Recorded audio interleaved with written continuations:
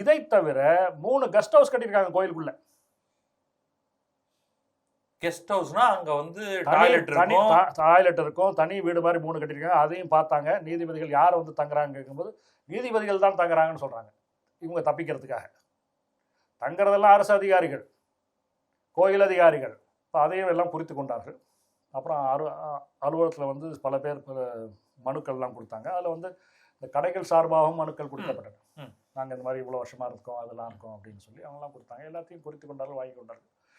நானும் என் சார்பாக சில தகவல்களை கொடுத்தேன். அதன் பிறகு கிரிவலம் பாதை பார்ப்பதற்காக அவர் சென்று விட்டார்கள். அவர் கூட நான் அப்போ செல்ல முடியல. அவங்க காரில் ஏறி போயிட்டாங்க. இந்த கிரிவல பாதையில் வந்து 17 ஆர்ச்சி கட்டுறாங்க. 17 வளைவுகள், அலங்கார வளைவுகள் மிகப்பெரிய அளவில் செலவு செய்யுது கோயில் பணம். இப்போ இவங்க பார்வையிட்டு விட்டு மறுபடியும் வந்து விட்டார்கள். இப்போ மறுபடியும் விசாரணைக்கு வரும்போது இவங்க நீதிபதிகள் என்ன சொன்னாங்கன்னா, நீங்கள் ஒவ்வொரு கட்டுமானம் குறித்தும் எங்களுக்கு விவரம் தர வேண்டும்.